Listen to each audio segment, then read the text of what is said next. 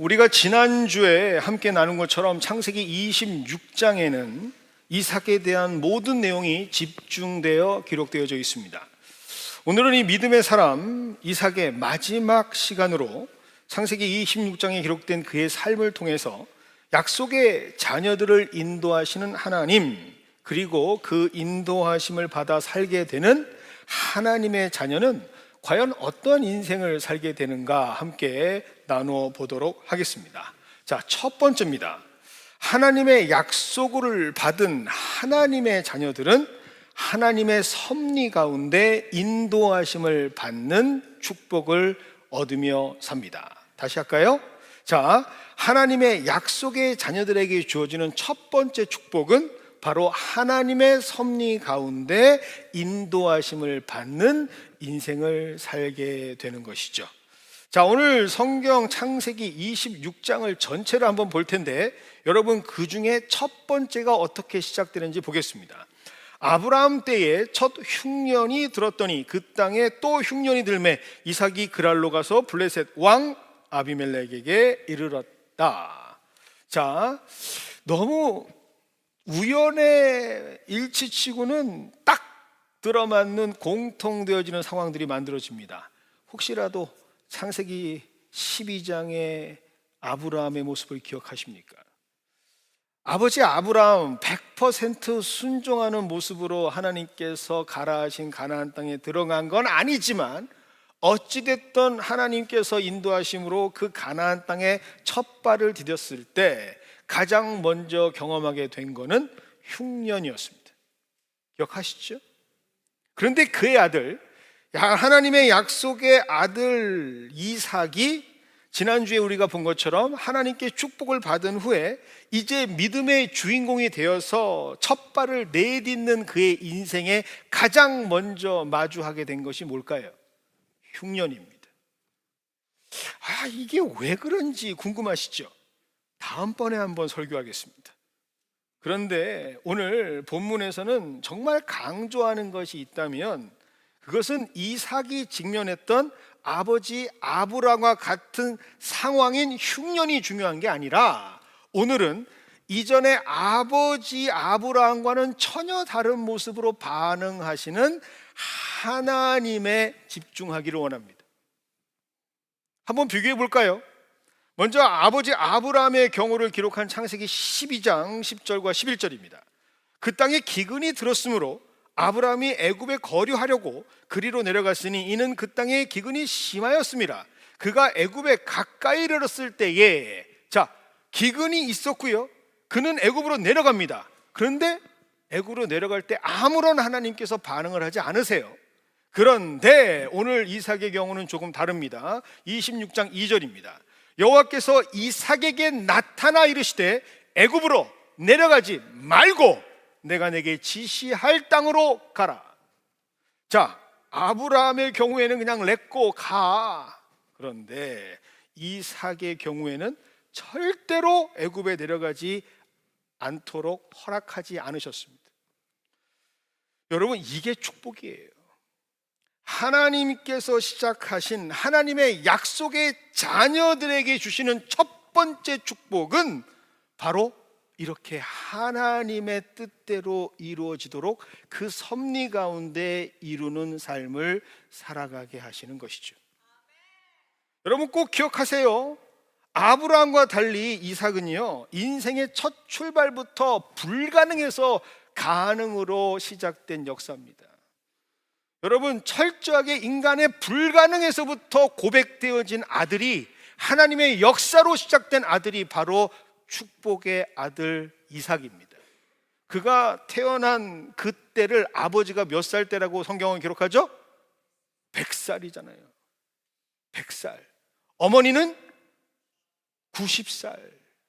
여러분, 100세의 애를 낳아보셨습니까? 우리 남희수 장로님 8년만 있으면 됩니다. 쉽지 않아요. 90세에. 이건 뭘 뜻하죠? 인간이 전혀 할 수 없는 영역이다라는 걸 보여주는 거예요. 인간의 한계를 뛰어넘는, 그럼에도 불구하고 하나님께서 약속하신 그 약속을 하나님이 시작하셨다라는 의미가 됩니다. 그런데 이렇게 시작된 축복의 자녀들은, 그래서 그 인생의 주권이 누구에게 달려 있을까요? 하나님에게 꽉 붙잡혀 있습니다. 그래서 이러한 인생의 주인공들은요, 절대로 애굽의 삶이 허락되지가 않습니다. 아무리 발버둥 치고 제멋대로 살아보려고 한번 살아보세요. 살아지지를 않습니다. 왜요? 하나님께서 그 인생에 이미 주인으로 역사하고 계시기 때문입니다. 그래서 하나님께 붙잡힌 인생이라고 말하는 거예요. 여러분, 세상은요, 이걸 가르쳐 주지 않습니다. 세상은 뭘 가르쳐 주는 줄 아십니까? 우리 인생의 주인은 우리 스스로라고 가르쳐 줘요. 저는 아직도 기억나는 한 분이 있습니다. 제가 어렸을 때 저희 사택 옆에 사시는 한 분인데, 약주만 드시면 부르시는 노래가 있어요. 내 인생은 나의 것, 내 인생은 나의 것. 안 부르셨나 봐요. 그런데 그건요, 완전 착각입니다. 여러분, 하나님께서 시작하신 약속의 자녀들은요, 기억하세요. 그 인생의 목적이 하나님께서 이뤄가시는 인생입니다.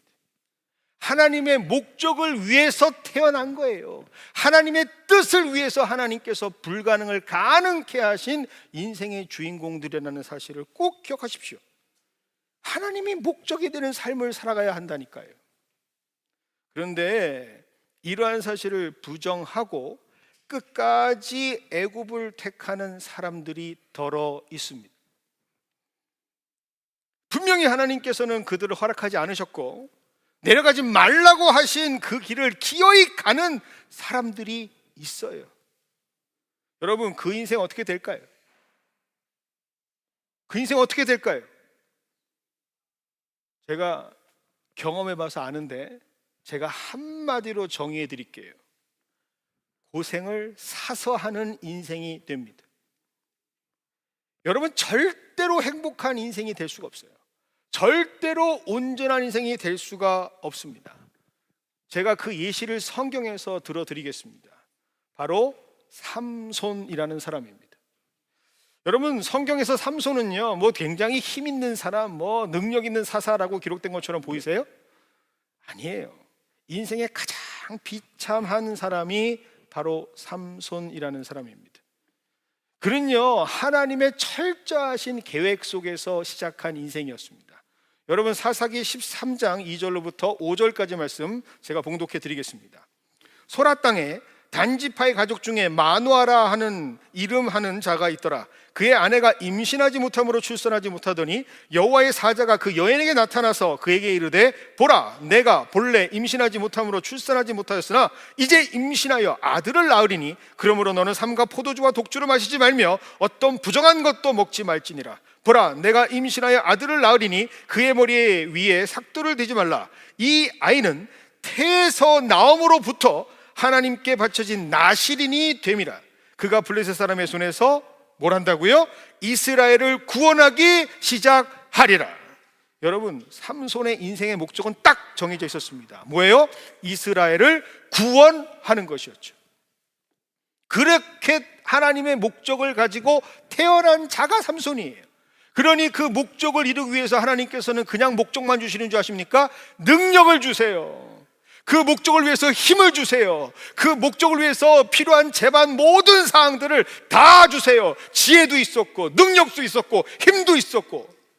그런데 미안하지만 이 삼손은 그 받은 축복을 한 번도 누리지 못하는 삶을 살아갑니다. 축복이 없었던 게 아니에요.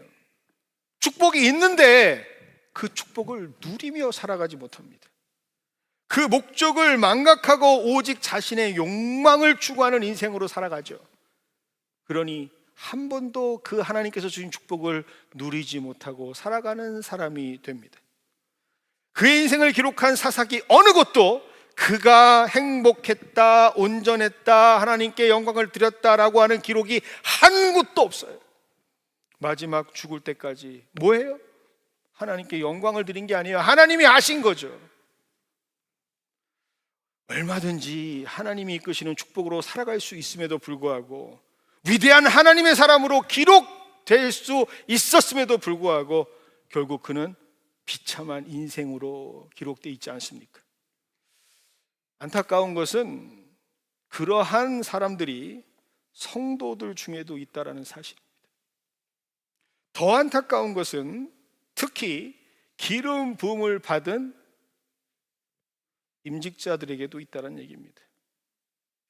안수 집사들에게도 있고, 장로님들에게도 있고, 목사님들에게도 있고, 분명히 하나님께 기름 부음 받은 인생은요, 목적이 딱 정해져 있어요. 하나님을 위해 살아가는 인생입니다. 지금까지 어떻게 살아왔는지는 모르겠어요. 하지만 내가 기름 부음을 받는 순간 이제부터는 누굴 위해 사는 거예요? 하나님을 위해 살아가는 거예요. 그런데 그것이 어떤 인생인지 모르고 여전히 자신의 인생을 자기 멋대로 살아가는 사람들이 있습니다. 그러면 안 돼요. 그런 분들은요, 하나님의 축복을 주셨음에도 불구하고 누리지 못하고 살아가는 삶을 살아가게 됩니다. 여러분, 하나님의 약속의 자녀는요, 하나님의 섭리 가운데 인도하심을 받을 때 정말 그 축복을 누릴 수 있다는 사실을 꼭 기억하시기를 바랍니다. 두 번째는요, 약속의 자녀들에게 주시는 축복이 뭐냐? 바로 깊고 넓으신 하나님을 깨닫게 되는 축복이에요. 다시 할게요. 두 번째 뭐라고요? 깊고 넓으신 하나님을 깨닫게 되는 축복을 얻게 됩니다. 창세기 26장 5절입니다. 이는 아브라함이 내 말을 순종하고 내 명령과 내 계명과 내 율례와 내 법도를 지켰음이라 하시니라. 자, 여러분, 오늘 말씀 보니까 아브라함이 뭐 했다고요? 내 말을 다 지켰다. 근데 누가 얘기하고 계시죠? 하나님께서 말씀하고 있습니다. 그런데 정말 아브라함이 다 지켰나요? 이삭은 알고 있습니다. 이건 사실이 아닌데,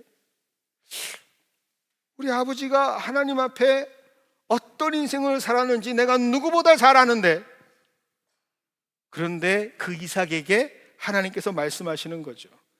아브라함은 내 말에 순종했고 내 명령과 계명과 율법과 도를 다 지켰다. 너무 잘 알고 있는데 하나님께서는 왜 이렇게 말씀하실까? 제가 제 고백을 좀 하겠습니다. 오늘 2부 예배는 또 영상이 찍히는 거라 부담이 엄청 됩니다. 혹시라도 아버지 이 영상을 보신다면 심심한 사과의 말씀을 먼저 드리도록 하겠습니다. 저희 아버지는 목사님이십니다. 그런데 저희 아버지는 가장 좋아하는 스포츠가 복싱입니다. 어렸을 적 제 기억에 저희 아버지의 모습은 예수님 같은 모습이셨어요. 얼마나 거룩하고 얼마나 평온하고 말씀도 그렇게 빠르게 하시는 분이 아니에요. 밥 먹어라. 그냥 보면 목사님 같아요. 그런데 복싱 볼 때만 되면 사람이 달라져요. 갑자기 화면 앞에서 주먹을 쥡니다. 잽, 훅, 레프트, 라이트 막 신이 나요. 너무 흥분하시면 막 이 베이비 저 베이비 막 그런 모습을. 아니, 강단에서 설교하실 때는 왼쪽 뺨을 맞으면 오른뺨을 대어주는 인생을 사셔야 합니다. 그랬던 이분이 복싱 경기가 되면 피해야지, 때려야지, 훅이지, 어퍼컷. 야, 어렸을 때 그 모습을 보는데 정체성에 혼란이 와요. 야, 어떤 모습이 진짜 아버지야. 하나 더 말씀드리겠습니다. 운전대만 잡으시면 스피드 레이서가 돼요. 야, 특별히 강원도의 휴가차 대관령, 예전에는 뭐 고속도로가 없었잖아요. 가시면은 드래프트예요. 그게 생각나요. 지금도 소리가 들려요. 그런데 강대상에서는 항상 말씀하실 때 주의 말씀을 지키시는 것처럼 세상의 법도 지키셔야 합니다. 아니, 헷갈렸어요. 그런데 의도적으로 그렇게 사시진 않았을 거 아닙니까? 정말 본심은, 진정성은 강대상에서 선포하셨던 것처럼 우리 여러분들처럼 성경 말씀을 읽은 대로 살고 싶었겠죠. 그런데 온전하지가 못해요. 자녀들에게는 하나님 뜻대로 살아라 라고 우리가 얘기하지만 우리 그렇게 못 살잖아요. 그런데 하나님은 아십니다. 그렇게 못 사는 이유를. 왜요? 우리는 나약한 존재이기 때문입니다. 우리는 모든 것을 이룰 수 있는 존재들이 아니에요. 심중은 원하로되 내가 행할 수 있는 자들이 아닙니다. 그걸 하나님이 아세요. 그러니 우리의 나약한 모습이 있음에도 불구하고 하나님께서는 축복해 주시는 것이죠. 우리 완벽하지 않습니다. 그러나 어느 때는 위선자처럼 보일 수도 있으나 하나님께서는 우리가 갖고 있는 하나님을 향한 진정성을 보시고 그럼에도 불구하고 우리를 안아주시고 품어주시고 용서해 주시고 우리가 지켰다라고 말씀해 주시는 것을 깨닫는 은혜를 얻게 된다라는 거예요. 그래서 우리는 의인이 아니어도 누가 하나님이 의인이라 불러주시는 것처럼 하나님은 나의 행함이 아닌 하나님의 사랑의 눈으로 우리를 인정해 주시는구나 라는 축복을 깨닫게 되는 거죠. 그것이 바로 오늘 창세기 26장 5절의 말씀이에요. 아브라함은 내 말에 순종하고 내 명령과 내 계명과 내 율법과 내 법도를 지켰다라고 여겨주시는 하나님이구나 라는 것을 깨닫게 됩니다. 그런데 그 자신 역시도 똑같은 실수를 저지르면서 똑같이 용서받는 은혜를 경험하면서 확실하게 깨닫게 됩니다. 여러분, 오늘 성경에는요 부전자전의 모습이 기록되어 있습니다. 꼭 그렇지 않습니까? 이 모습은 우리 자녀가 닮지 않았으면 좋겠다라고 하는 것만 딱 닮아요. 그런데 희한하게 이삭도 아버지가 원치 않았던 모습을 똑같이 담습니다. 창세기 26장 6절부터 7절까지 말씀입니다. 이삭이 그랄에 거주하였더니 그곳 사람들이 그의 아내에 대하여 물으매 그가 말하기를 그는 내 누이라 하였으니 리브가는 보기에 아리따움으로 그곳 백성이 리브가를 말미암아 자기를 죽일까 하여 그는 내 아내라 하기를 두려워함이었더라. 애비나 자식이나 똑같습니다. 마누라 팔아먹는 집안 내력을 가진 이 아브라함과 이삭도요 약속의 아들로 태어났는데 똑같은 DNA를 가지고 있습니다. 그런데 여러분 기억하셔야 돼요. 그 이삭에게 하나님께서 뭐라고 말씀하셨죠? 창세기 26장 3절입니다. 내가 너와 함께 있어 내가 내게 복을 주고 내가 이 모든 땅을 너와 내 자손에게 주리라. 자, 적어도 하나님께서 이 말씀을 하셨을 때 그 말씀을 받은 사람이라면, 복을 주신다는 말씀과 확신과 약속이 있는 사람이라면 적어도 내 생명에 대해서는 두려움이 없어야 돼요. 그런데 뭐라고 얘기합니까? 두려웠다. 죽을까 두려웠다. 여러분, 약속의 아들들도 이렇게 흔들립니다. 아버지 아브라함처럼 신뢰하지 못하고 흔들려요. 이게 뭘 얘기하는 건 줄 아십니까? 인간은 한계적 존재다. 이게 우리의 실존이다라고 말씀하십니다. 우리 한번 솔직해졌으면 좋겠습니다. 우리 하나님 말씀 선포될 때 그 설교 듣는 시간, 말씀 나누는 시간만큼은 우리가 뭐라고 답하죠? 아멘! 그런데 정작 우리에게 막상 현실적인 문제가 다가오면 여러분 그 아멘 했던 말씀 붙잡고 선포하시면서 돌파해 나가십니까? 하나님께 정직하세요. 어떤 말씀을 내가 아멘 했는지도 까먹고 망각해버리는 게 우리예요. 기억하지 못합니다. 여러분, 또 한 번 죄송한 말씀 드릴게요. 우리 원고에는 없으니까 미안합니다. 우리 매달 첫째 주에 성찬식 합니다. 너무 감사하죠. 왜? 우린 성찬식으로 매번 은혜를 다시 한번 회복하니까. 그런데 여러분 솔직해지세요. 매달 첫 번째 주에 하나님의 은혜를 내가 얻어서 예수 그리스도의 찢겨진 몸과 나를 위해 흘리신 그 피가 내 안에 들어왔다라고 하는 그 사건은 나한테 있지만 내가 정말 그것을 믿고 나머지 3주를 살아갑니까? 내가 그렇게 예수 그리스도가 초청하신 귀한 주의 식탁에 참여한 제자로서 함께 있지만, 그리고 그의 사랑을 기억하고 기념했지만 정작 나의 삶 속에 그것이 새겨져 고백되어져 살아갑니까? 그게 우리예요. 그게 우리라고요. 그런데 그럼에도 불구하고 하나님께서는 멈춤 없이 또 한 번 우리에게 은혜를 베풀어 주십니다. 매달 끊임없이 또 회복할 수 있도록, 다시 일어날 수 있도록, 다시 그 흐르는 눈물을 닦고 하나님의 손을 붙잡을 수 있도록 하나님께서는 우리에게 끊임없이 계속해서 매달 첫 번째 주 성찬을 베풀어 주십니다. 이게 바로 약속의 자녀들에게 주시는 은혜입니다. 그런데 이때 우리에게 반드시 요구되는 게 있어요. 그것이 무엇인 줄 아십니까? 바로 하나님과 사람 앞에서 솔직하게 나의 죄를 고백할 수 있는 용기입니다. 자신의 부족한 모습을 가감없이 그대로 고백하는, 회개할 수 있는 용기가 우리에게 필요하죠. 이걸 하나님께서 요구하십니다. 물론 잘못했다라는 사실도 문제가 될 수 있습니다. 그런데 더 큰 문제는 내가 잘못해 놓고 그것을 excuse, 거짓말로 덮으려고 하는 얄팍한 인간들의 노력입니다. 여러분들의 언어를 한번 확인해 보세요. 무슨 말만 하면 그게 아니라, 아니 그게 아니라.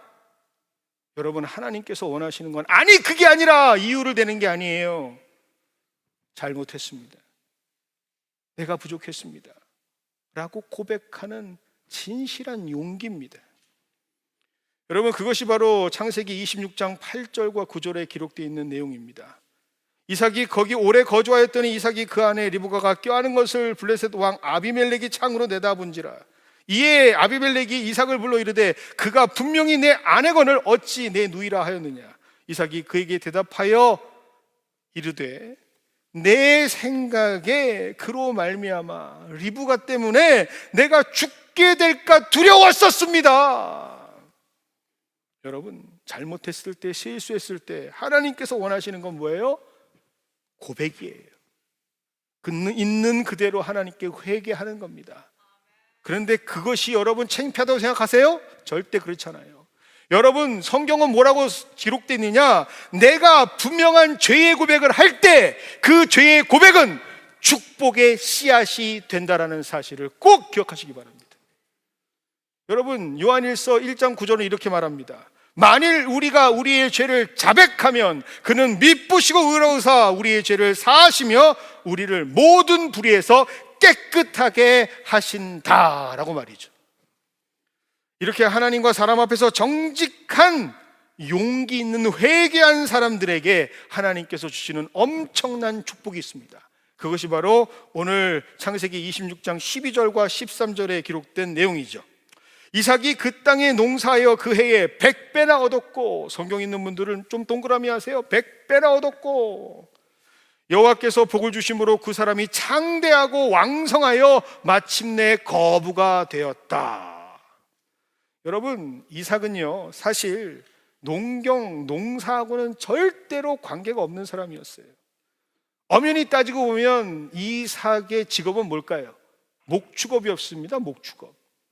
근데요, 농사 그거 쉽지 않은 겁니다. 저도 작년에 농사를 져봤거든요. 다 죽었어요. 그거 아무나 하는 거 아닙니다. 뭐 물 준다고 자라나고 그런 거 없어요. 엄청 신경 써야 되고 그 노하우가 있어야 됩니다. 그런데 노하우가 하나도 없었던 이삭, 그런데 오늘 뭐라고 돼 있죠? 농사를 지었는데 100배나 얻었다라고 말합니다. 여러분, 이거 뭘 의미하는 줄 아십니까? 내가 나약함, 온전하지 못함, 주님 앞에서 회개하고 정직할 때 하나님께서는 그에게 반드시 회복해 되어지는 은혜를 주신다라는 말씀이죠. 이렇게 회복된 자녀들에게 주시는 축복, 세 번째 축복이 뭔지 아십니까? 그것은 바로 자신의 집중되어지는 영의 눈이 열려서 생명의 근원이 되는 하나님만 찾을 수 있는, 주만 의지하는 축복이 그에게 허락이 됩니다. 창세기 26장 13절로부터 15절까지입니다. 그 사람이 창대하고 왕성하여 마침내 거부가 되어 양과 소가 떼를 이루고 종이 심히 많으므로 블레셋 사람이 그를 시기하여, 여기 시기하여의 동그라미를 하십시오. 그 아버지 아브라함 때에 그 아버지의 종들이 판 모든 우물을 막고 흙으로 메웠더라. 자, 하나님께서 세우시는 축복의 자녀들이 되면 여러분 아예 그냥 딱 각오를 하세요. 하나님이 축복을 주시는 사람이 되면 자연적으로 따라오는 세상의 원리는 뭔지 아세요? 여러분들을 시기하고 질투하고 방해하고 괴롭히는 사람들이 생겨납니다. 영적 전쟁이 시작되는 거예요. 여러분, 지금 실제로 일어나고 있는 일이니까 제가 좀 고백해 드리겠습니다. 제가 목회하던 지역에 일어나는 일이에요. 한 교회가 있습니다. 그 교회 담임 목사님은 사실 저보다 어려요. 그런데 그 목사님이 개척을 하셨어요. 그런데 그 개척한 교회가 10년도 안 됐는데 지금 그 지역의 가장 큰 교회로 성장했어요. 어마어마하게 큰 교회가 됐어요. 사람들이 구름대처럼 몰려옵니다. 왜 올까요? 왜 올까요? 은혜가 있으니까, 하나님의 능력이 있으니까, 하나님의 말씀이 있으니까 가겠죠. 그런데 너무 아이러니한 건 뭔지 아세요? 그 교회 지역에 있는 모든 교회는 그 교회를 좋은 교회라고 얘기하질 않아요. 심지어 그 목사님은요, 그 지역에서 나쁜 목사라고 오해를 받고 있어요. 제가 할 수 있으면 그 목사님 모시고 싶어요. 우리 교회. 참 안타깝죠. 하나님이 일으키시는 하나님의 교회를 보면서 손가락질하는 게 인간들입니다. 교회가 무너지면 좋아하는 게 옆교회예요. 이게 말이 됩니까? 그런데 그게 인간들입니다. 그런데 이런 경우가 똑같이 교회에서도 일어납니다. 특별히 성장이 안 되고 성숙이 안 되는 고질병을 갖고 있는 교회일수록 이렇습니다. 교회에서 주신 은혜로 하나님께서 역동적으로 일하게 하실 때, 하나님께서 가만히 있지 못하고 주신 그 마음들을 함께 나누고 싶을 때 어떤 사람들이 있는 줄 아십니까? 왜 저렇게 설쳐? 온 지 얼마나 됐다고 저렇게 설쳐? 라고 하는 사람들이 있어요. 뭐 새로운 사람이 안다고 저래? 여러분, 교회는 그런 공동체가 아니에요. 분명히 질서는 있어야겠죠. 어느 일정 기간에 준비되어지고 확인되어지는 시간은 필요하겠죠. 하지만 교회는 하나님께서 이끄시는 공동체고 하나님께서 주관적으로 역사하시는 공동체지 사람이 판단하는 공동체가 아니에요. 교회가 부흥하고 발전되지 못하게 만드는 거, 그거 시기, 질투, 폄하. 여러분, 그럴 때 그런 고통 속에서 살아가는 분들이 있다면 오늘 성경 말씀 잘 들으십시오. 그런 자들에게 하나님께서 주시는 축복이 네 번째 축복입니다. 바로 19절입니다. 이삭의 종들이 골짜기를 파서 샘 근원을 얻었더니, 샘의 근원이 되시는 하나님만 바라보게 하는 거예요. 주만 바라볼지라. 완전한 하나님에 집중되는 인생으로 살아가게 만드십니다. 여러분, 물론 이런 시기는요, 이 질투와 시기를 이겨내는 과정은요 쉽지 않아요. 한순간에 해결되지 않습니다. 극적인 상황까지 벌어집니다. 어쩌면 해결이 없는 계속되어지는 더욱 더 큰 분규가 다툼이 끊어지지 않고 심해지는 것처럼 보입니다. 오늘 성경도 그렇게 기록하고 있어요. 창세기 26장 20절과 21절입니다. 그날 목자들이 이삭의 목자와 다투어 이르되 이 물은 우리의 것이라 하매 이삭이 그 다툼으로 말미암아 그 우물 이름을 에색이라 하였으며 또 다른 우물을 팠더니 그들이 또 다툼으로 그 이름을 신나라 하였으며 계속 다퉈요. 계속 다퉈요. 그런데 그럴수록 지금 이삭은 무엇을 하죠? 하나님만 의지합니다. 절대로 깨지 않는 하나님을 의지하고 더욱더 하나님과 가까워지고 친밀해지고 밀접해지는 거예요. 왠지 아십니까? 이미 경험했기 때문에 그래요. 내가 부족했는데, 내가 하나님 앞에 온전치 않았음에도 불구하고 그런 나를 인정해 주시고 함께 하시고 보듬으시고 다시 세워주시는 하나님의 놀라운 은혜를 경험했기 때문에 나는 끝까지 하나님의 약속을 신뢰할 수 있는 겁니다. 그러니 어때요? 그들과 싸우지 않습니다. 누구만 봐요? 하나님만 바라보는 거죠. 여러분 중에 혹시라도 이러한 상황에 계시는 분들이 있다면 여러분 기억하십시오. 어떤 시간인 줄 아십니까? 하나님이 나를 하나님께 집중하기를 원하시는 시간이구나라고 고백하셔야 돼요. 나를 점점 더 하나님과 밀접한 시간으로 함께하기를 원하시는 시간이구나라고 여러분이 고백하셔야 돼요. 그래서 여러분 그 시간을 어떤 시간으로 바꾸셔야 되는 줄 아세요? 기도의 시간으로 바꾸시기를 바랍니다. 예레미야 33장 3절은 이렇게 선포하고 있습니다. 너는 내게 부르짖으라. 내가 내게 응답하겠고 내가 알지 못하는 크고 놀라운 일을 내게 보이리라. 여러분 그 시간이 기도의 시간으로 바꿔버리시면 여러분 곧 하나님께서는 내가 알지 못했던 크고 놀라운 자리에 세워주시는 은혜를 주실 줄 믿습니다. 그래서 하나님은요 역전케 하시는 축복을 우리에게 허락하시는 거예요. 제 이야기가 아니라 성경에 기록되어 있습니다. 뭐라고요? 창세기 26장 22절입니다. 이삭이 거기서 옮겨 다른 우물을 팠더니 그들이 다투지 아니하였으므로 그 이름을 르호봇이라 하여 이르되 이제는 여호와께서 우리를 위하여 넓게 하셨으니 이 땅에서 우리를 번성하리로다. 여러분 하나님께서 시기하고 질투하고 폄하하고 끌어내리는 사람들을 옆에 붙이실 때 그들과 싸우지 마세요. 여러분들의 인격을 그들의 수준으로 낮추지 마세요. 약속의 자녀들은 하찮은 세상의 질투와 시기의 수준의 사람들과 동일화되기 너무 아까운 존재들이에요. 오히려 그 순간 모든 것을 초월하신 하나님, 그럼에도 불구하고 나를 사랑하시는 하나님께 더 가까워지는 시간으로 고백하는 여러분들 되기를 원합니다. 그렇게 되면요 하나님께서는 반드시 약속의 땅에 세우십니다. 그 약속의 땅이 넓은 땅 르호봇이었고 그 르호봇에서 하나님은 약속의 땅 어디? 브엘세바로 옮겨주십니다. 그것이 바로 창세기 26장 3절의 말씀입니다. 이삭이 거기서 르호봇으로부터 브엘세바로 올라갔더니, 자 여러분 브엘세바에서 하나님께서는 무엇을 하시는가? 여러분 여기에 집중을 하셨으면 좋겠습니다. 브엘세바는 어떤 땅인 줄 아세요? 브엘세바는요 창세기 26장에서 하나님께서 말씀하셨던 이삭을 향한 그 약속을 확인해 주시고 이루어 주시는 땅이 바로 브엘세바입니다. 여러분 신앙생활 하시면요 하나님께 약속을 받았잖아요. 그러면 그 약속 받은 것으로 하나님은 절대로 끝내지 않으십니다. 하나님은 그 약속을 성취하시고 이루시고 완벽하게 하나님이 누구인지는 증거할 수 있는 주인공이 되게 하십니다. 이것이 우리가 오늘 깨달아야 하는 진실입니다. 창세기 26장 24절과 25절입니다. 그 밤에 여호와께서 그에게 나타나 이르시되 나는 내 아버지 아브라함의 하나님이니 두려워하지 말라. 내 종 아브라함을 위하여 내가 너와 함께 있어 내게 복을 주어 내 자손이 번성하게 하리라 하신지라. 26장 처음에 주셨던 축복이 어떻게 돼요? 확인되어지는 거예요. 그 확인되어지는 자리에 지금 이삭이 무엇을 하는지 보십시다.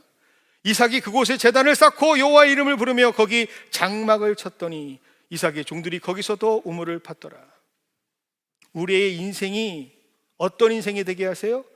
제단을 쌓고 하나님을 찬양하고 경배하고 하나님께서 하시는 일들을 바라볼 수 있는 인생이 되게 하십니다. 여러분, 우리의 인생을 하나님께서 시작하셨다면 그 인생을 마지막까지 이끄시는 분은 바로 하나님이십니다. 마지막 서게 될 땅까지도 인도하시는 분이 우리 하나님이시라는 사실을 꼭 기억하시기를 바랍니다. 그리고 그 땅은요, 결국 하나님의 약속의 사람들로 가득가득 채워지는 땅이 됩니다. 그 어떤 것도 약속의 자녀들을 더 이상 낭망하거나 실족하게 만들지 못합니다. 오직 위대하신 그의 하나님의 인생의 주인공이 되게 하시는 이 땅의 사람들과는 비교할 수 없는 놀라운 회복의 창조의 사람으로 하나님께서 세워주시는 것이죠. 그게 뭐예요? 역전케 하시는 축복입니다. 마지막 창세기 26장 26절과 29절입니다. 아비멜렉이 그 친구 아후삿과 군대장관 비골과 더불어 그랄에서부터 이삭에게로 온지라. 이삭이 그들에게 이르되 너희가 나를 미워하여 나에게 너희를 떠나게 하였거늘 어찌하여 내게 왔느냐. 그들이 이르되 여호와께서 너와 함께 계심을 우리가 분명히 보았으므로 우리의 사이에 곧 우리와 너 사이에 맹세하여 너와 계약을 맺으리라. 너는 우리를 해하지 말라. 이는 우리가 너를 범하지 아니하고 선한 일만 내게 행하여 내게 평안히 가게 하였음이라. 이제 너는 여호와께 복을 받은 자니라. 여러분, 시기하고 질투하고 괴롭고 폄하하던 그 원수 같은 인간들이 하나님의 사람이라고 인정하는 그 놀라운 역전의 주인공이 되게 하십니다. 그것이 바로 하나님께서 약속의 자녀들에게 주시는 축복이에요. 그 축복을 누리시는 저와 여러분 되기를 원합니다. 그것이 바로 성경이 말하는 원칙이고 그것이 바로 우리에게 주시는 하나님의 은혜라는 사실. 그래서 오늘 그 은혜를 우리에게 다시 한번 허락해 주시는 거죠. 어디에서? 성찬의 자리에서. 다시 한번 예수 그리스도의 피와 그 은혜의 살로 우리는 회복될 줄 믿습니다. 성찬으로 여러분들을 초대합니다.